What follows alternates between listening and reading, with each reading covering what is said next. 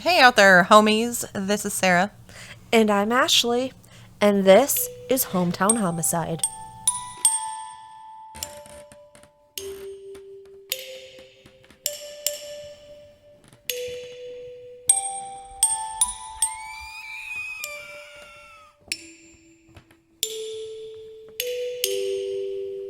All right, folks. First and foremost, I need to make two corrections from last week's episode of Michigan.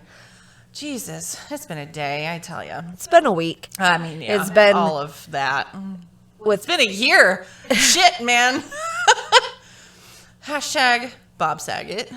yes, rest in Frickin' peace. This year is just, but no. It was brought to my attention two things that I mispronounced the name of the town that Bob Dale went missing from. It is not Sault Ste. Marie. It is Sault Ste. Marie. It is my deepest apologies.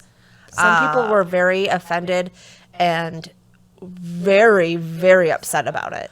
And it was with no intention. well, if there is a question in my mind, I try to look it up. And to me, SAULT looked like salt. I didn't think there was another option, so I just went with salt. So that's totally my apologies. Even when I was talking to Scott and Kathy on the phone, he mentioned the Sioux, like referenced the city is just the Sioux. But I took that as like, oh, it must be like a neighborhood or like area of town or something. Like in Cedar Rapids, we have Nubo. We've got Czech Village. Right. The Irish district, we just got like sections. And it's like, oh, okay. Like Sioux must be a whole thing. But, whatever. I didn't think too much about it.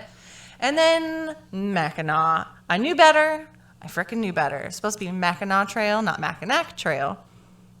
It ended with a C, but the whole time I was writing the thing, I was like, oh, Mackinac. I'm like, let me just double check. And then I found two like separate types of locations in Michigan spelled two separate ways, one ending in a W and one ending in a C. So I was like, okay, well, that one's Mackinac and that one's Mackinac, so okay.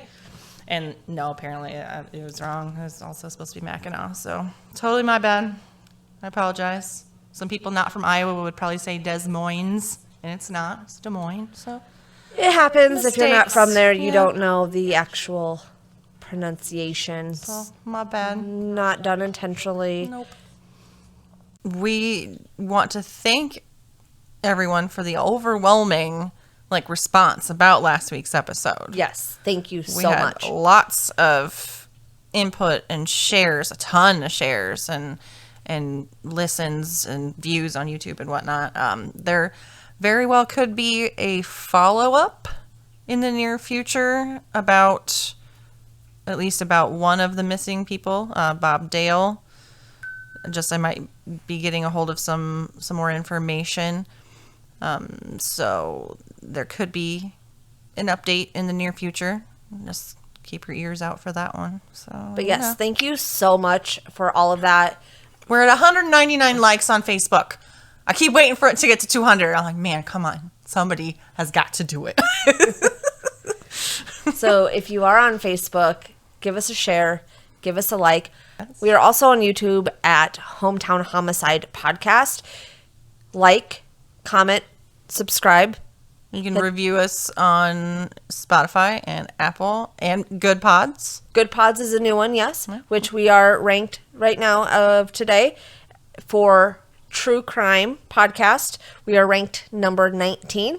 For Indie True Crime Podcast, we are ranked number 16. So thank you, everybody, for that. Shout out to our second patron. Yes, because we have a second true homie level patron. It is I went to school with. He's an adult male now with a family, but Brett H. Holla at ya. Thank you. Love ya. And since you are one of our patrons and the only one that actually responded to the Instagram question that I had up there, which case should I... Like what we should cover next or whatever. What we should cover. I cannot talk either. Yeah. I've had a Struggle headache bus, choo-choo. literally all week where I actually had to take time off work because it was so bad. So hopefully in a week and a half, when I finally get to the eye doctor, because I know it's my contacts, we can get this taken care of. But getting into this week's / today / whatever you want it to be, story is of Neal Robert Townsend. Has a little bit to do with some police corruption. Now, this isn't going to be super long, and I apologize. That's what he said. Thank you. Because there wasn't a whole lot of information. I Googled this man's name different ways in case it was spelled differently. I did it, switch the middle name and first name. I clicked on every single link. Nothing. I'm assuming you checked the newspapers thing once I told you that it was active again. The newspapers were actually that they have linked to the Iowa cold case.org, which had the most information. So thank you, iowacoldcases.org.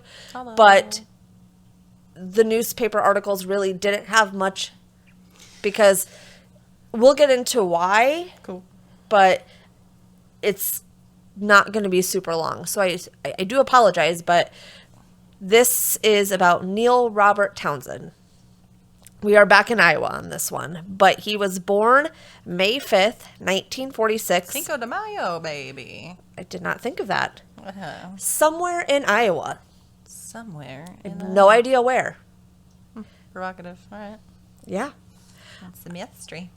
But he grew up in Anamosa, Iowa, which is where he spent most of his life. Blue Raiders. Which is my hometown.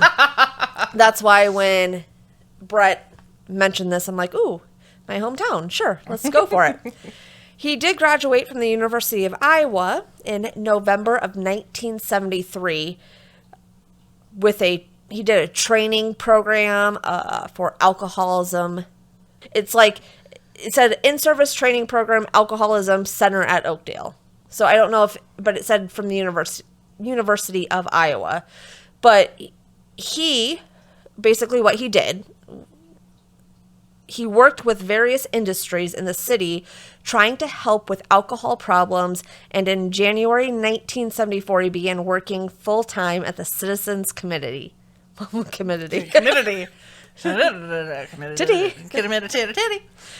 Committee, an organization for whom he'd previously worked half days as an industrial counselor. So basically his task was to educate supervisors and foremen about the first and second stages of alcoholism so they could identify and work with employees before it was too late. And according to a Cedar Rapids Gazette article in July of 1973, he told them that someone helped me and I wanted to return the favor. Oh, that's nice. Oh, just how amazing is that? If everyone would be like that, that'd be great. Anyways, before I get into this next part, this is my hometown, and he was born in 46, graduated college in 74. I'm like, I wonder if my mom, because that's like, I believe she was born in 46. I apologize if I don't remember. No, she was born in 48. I was just trying to think of something. Anyways, and she's like, yeah, I knew him. I mean, I knew of him. I'm like, ooh, okay. My mom knew Neal. And she's like, oh, do you remember, like, when we lived here, his family lived over there? I'm like, no, Mom, I don't. But now this is where it's going to go to something else, but it will make sense. So in February 1974, there was a kidnapping of Patricia Hearst. Her grandfather was in publishing, William Hearst. Mm-hmm. And she was kidnapped in California by the Symbionese Liberation Army. They kept her blindfolded and tied up in a closet for weeks. And then basically was like trying to teach her about their army, which was a war against the U.S. government. They gave her an option to they would let her, like, they threatened to kill her multiple times. And you're probably wondering, why the hell what does this have to do with Neal? Anyways, they threatened to kill her. They kept her in a closet, but they also were, like, preaching their army on her. So she decided she was going to join them. She went on this like crime spree with them, apparently. This was all happening out in California. And when police surrounded their safe house on May 17th, 1975, there was a massive shootout that ensued as the building went up in flames. The main leader of this army, DeFreeze, he was one of 6 of their members killed in the fire. But Patty Hearst, she survived and she was at large. So this is like probably all over the headlines at this time. So Townsend had an idea, and he wanted to be involved with this case. So it enticed him to give up his Iowa job, and in early July 1975, he went to work as an officer for the Lava Hot Springs Police Department in Bannock County, Idaho. So because of this whole Patty Hearst thing, she was on the run for like 19 months. There was a drunk history episode that covered her case. I mean, they usually do like 2 or 3 stories, but that's kind of the extent of what I know about it is from a drunk history episode. And I got into reading about this and like, I need to focus back over to Neal, but rabbit holes. They brought up Patty Hearst a lot, but she was the reason that he left Iowa to go to Idaho. He left his family because he wanted to see how things were going to work out in Idaho. He worked under Police Chief John Burris. Okay, so John Burris was a police chief, and Townsend found things were not quite as they seemed in a small Idaho community. We want to thank you guys so much for listening to Hometown Homicide. Make sure to rate us everywhere you listen to podcasts, including Spotify. From what I read, police would confiscate what they believed to be controlled substances, marijuana. While some of those very officers grew and sold their own illegal marijuana. So things were like really backwards there. Yes. They probably didn't want any competition. I mean, I'm not familiar with Idaho, but yeah, that's what was going on. And then the city authorized him credit to purchase police equipment. Okay. So that included a Colt .35 caliber pistol. Serial number 7999581. You're like, why is she telling me that? I'm sure it's important. When Townsend said he lost the pistol in the Port Neuf River while on duty, the city authorized the purchase of a replacement handgun. So he bought another .38 caliber Colt revolver, serial number 911067. Okay.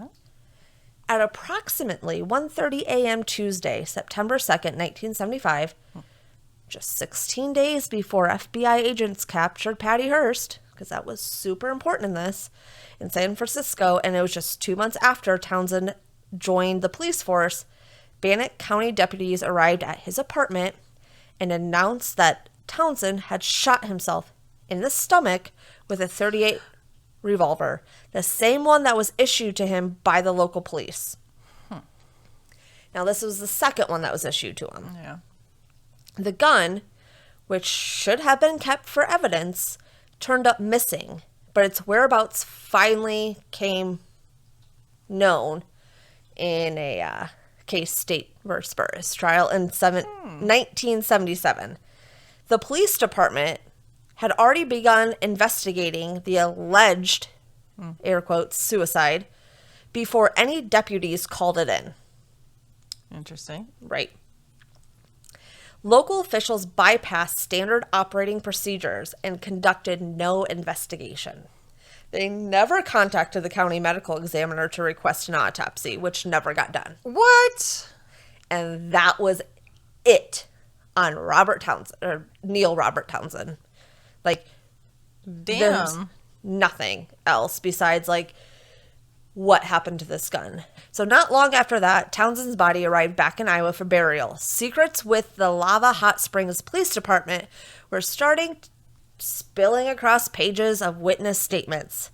Not over what happened to Townsend, but rather over what happened to the alleged suicide, again, air quotes, gun that Townsend supposedly used to shoot himself in the stomach, and what had happened to other evidence. So not only was the gun missing, but there was other evidence missing. So now Neal Townsend has already been buried in the Anamosa's Riverside Cemetery. Oh, he's buried in Anamosa? He is. Huh. Which is a very beautiful cemetery, right on the We could river. go damn take a picture of his tombstone if I we have wanted one. to.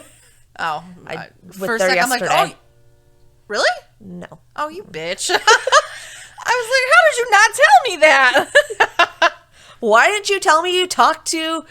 That was a fun, well, I mean, fun is a weird Not. term, but you know what I mean. That was a kind of No, there's a picture of it. interesting surprise. And I did not go yesterday because we were in a snowstorm. Oh, yeah, duh. If I had used my brain, I would have known that. But I was just taken aback. Sorry.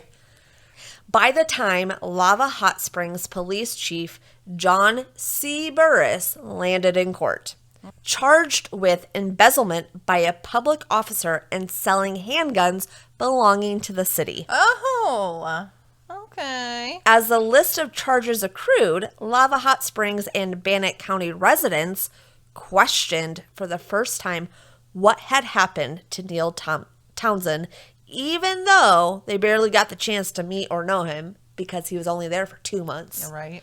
So, according to State v. Burris, Burris insisted that the pistol that Townsend used to apparently shoot himself came up missing from his office.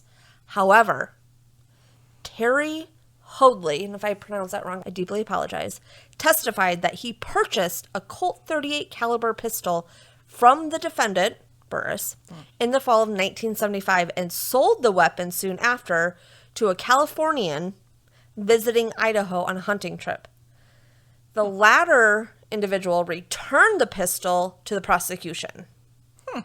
At trial, that pistol was identified as a Colt .38 caliber handgun, serial number 911067, the very same weapon Townsend had purchased after he lost his first pistol in the river. So not it went weird at all. missing because he sold it. That's evidence. Yeah, no shit.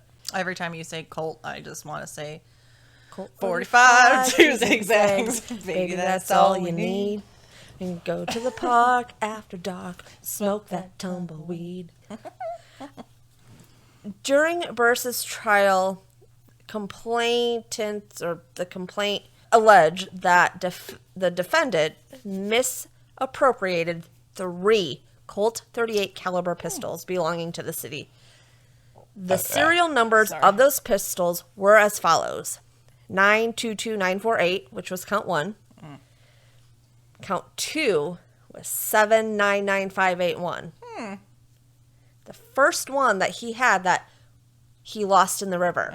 Somehow Interesting. he sold it. And then obviously the 911067 was count 3. Right.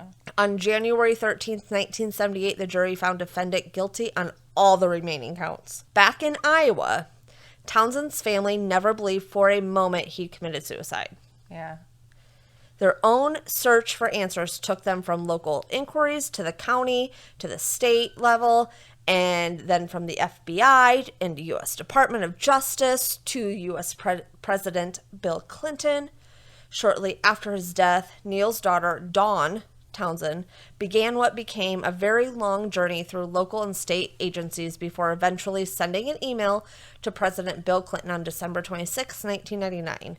The White House forwarded copies of the letter to the U.S. Department of Justice and the FBI. After 4 decades, she's still searching for answers. She knows he exposed fellow officers' corrupt deeds. So basically, with this happening, is the whole reason that, the chief of police was exposed. He obviously was fired along with some other officers. There are the letters to Dawn, his daughter, from U.S. Department of Justice. There's also one from the FBI.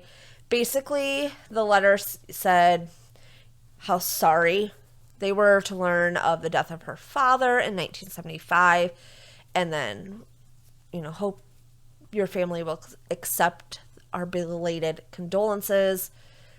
But basically, there was nothing they could do, is what they were saying. They had no jurisdiction. There was no term for investigation on their part for Neal's death, which is super sad. And they still, know nothing. If you have any information about Neal Townsend's unsolved murder, please contact the FBI at 402-493-8688 or email omaha@ic.fbi.gov. That sucks. Like, if that happened nowadays, I feel like there would have been a higher chance of it getting looked into more, just with, Things the were way different it back is. then. Yeah. Yeah. But that is the police corruption / Neal Townsend story. I wish there was more about Neal. I don't know my favorite why- part was that he just wanted to help people. Like, but- if you're gonna decide that you're gonna take your own life, shooting yourself in the stomach is probably pretty low on the areas of Totem shooting pole? yourself. That's what I Yeah. was thinking. Separately, a friend of mine that is a police officer said that I would be surprised about how many people commit suicide by fire.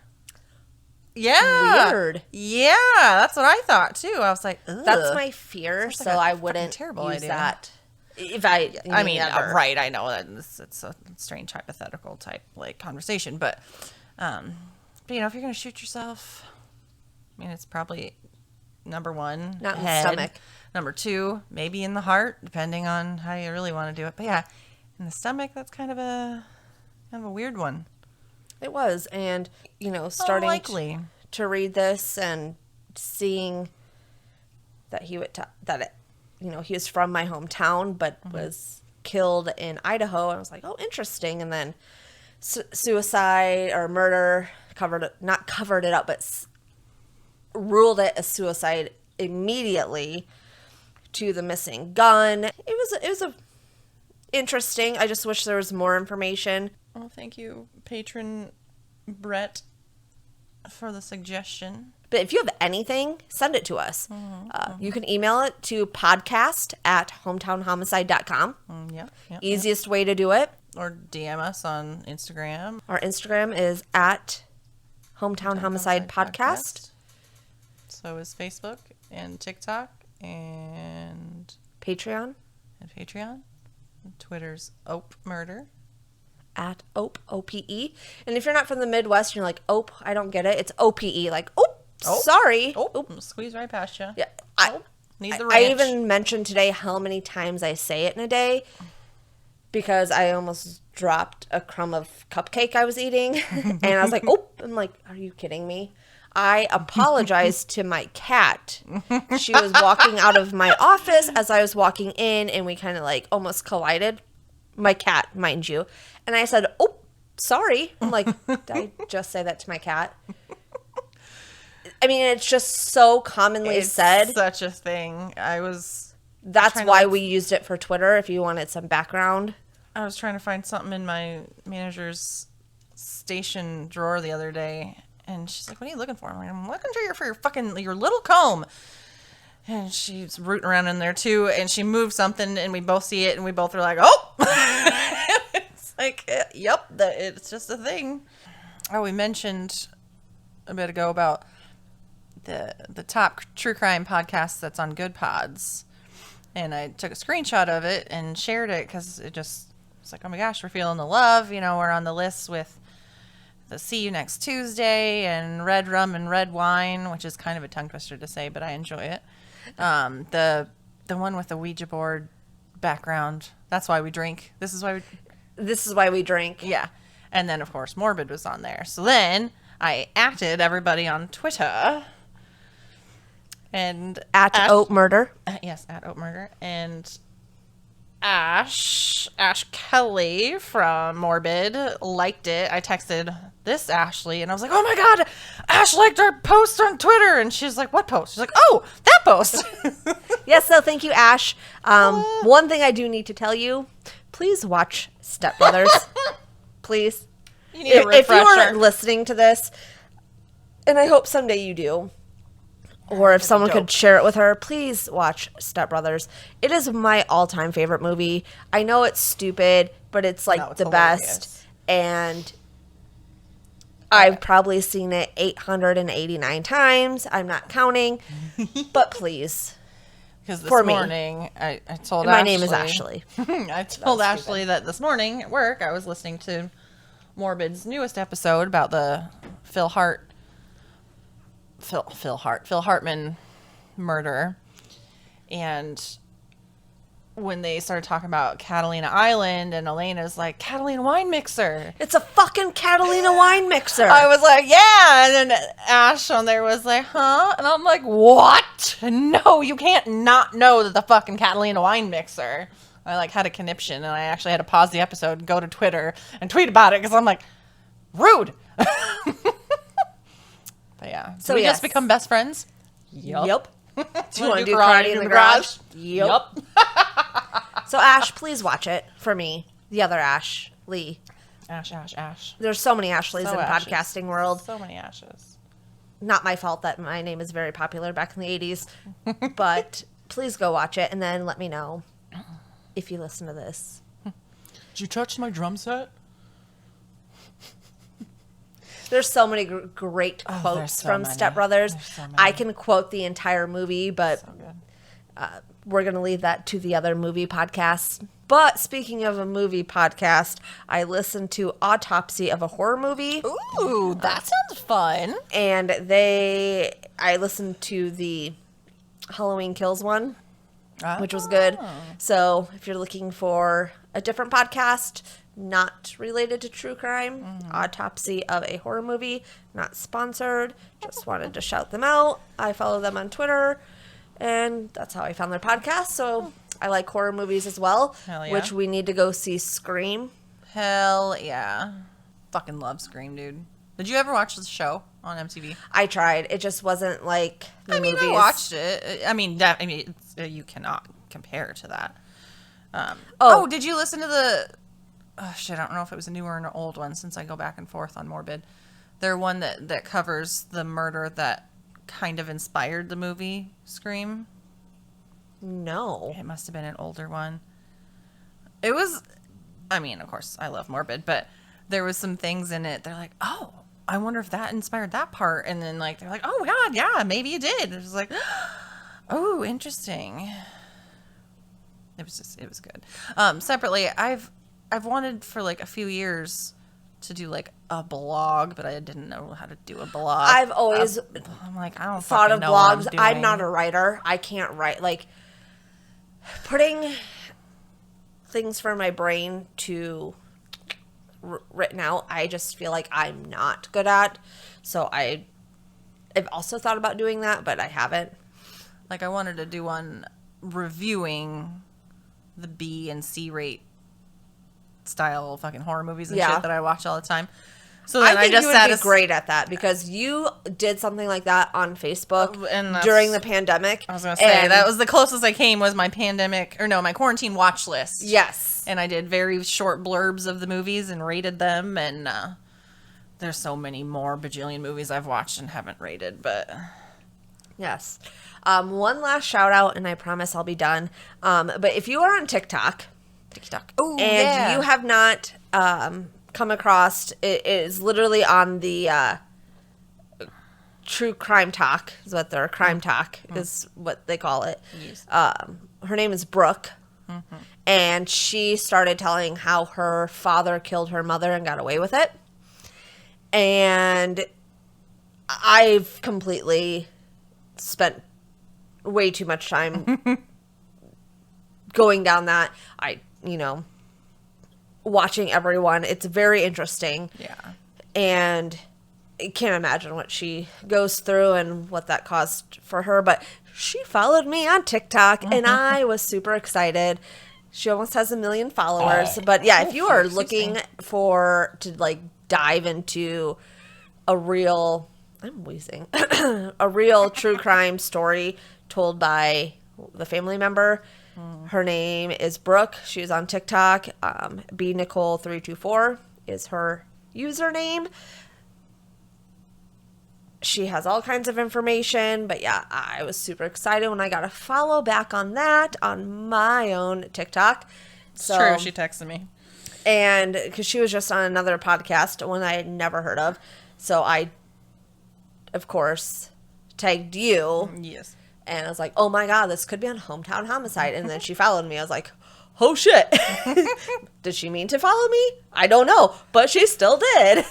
Maybe we should talk to her or see if we could talk to her, send her a message or something and see if we can interview her. Yeah, I want to listen to the episode of the podcast she was on just to see yeah. what they covered and how that all, so that we're not the same. Right. You know what I mean? Yeah. I know we're new. I know we're fresh. This is only our 7th, weekly episode. But I feel like we're doing pretty well. I mean, just in general, we are doing well. I'm sure there's many areas that I can improve on, I feel like, but... I mean, same for me. And I know we're probably getting maybe a little ahead of ourselves, but it's fun. I have been dinking around with some merch designs that might be able to, in a few weeks or a couple months or whatever, if you want to support us that way and rep us and all that. Otherwise, the support on Patreon that could help us better the show, or just your love and likes and rates. Yes, just rating the show on Apple Podcasts, Spotify helps tremendously, because what that does is it helps us get on their chart to get seen more. I've been asked, so why are you doing this? Because we listen to so many podcasts, and I'm sure we've explained this before, but we've listened to so many podcasts, and we were so tired of hearing the same ones over and over again from different podcasts that we listen to. A pen with our hometownhomicide.com website was left at Ugly Joe's in Kansas City, Missouri today. Shout out to you if anyone finds that. Let us know. So my brother's starting a podcast with his friend, right? Right. Basically conspiracy theories, stuff like that. And he's like, dude, we're going to shout you out on our podcast. Fucking better. I hope you guys have a lovely, lovely week. Hopefully no more snow for the Midwest, because I'm over that already. The drifts that we got, dude. Did you see how much they got in Des Moines? I didn't. 14 and a half inches. Wow. The most they've had in 50 years. Wow. Fuck that. It snowed a lot. I mean, it did snow a good amount. I work from home, so I didn't have to go anywhere, so it didn't really bother me. Yeah, it was a lot. But have a good week. And remember that we want to tell stories to you, not about you. So stay safe. And this was Hometown Homicide.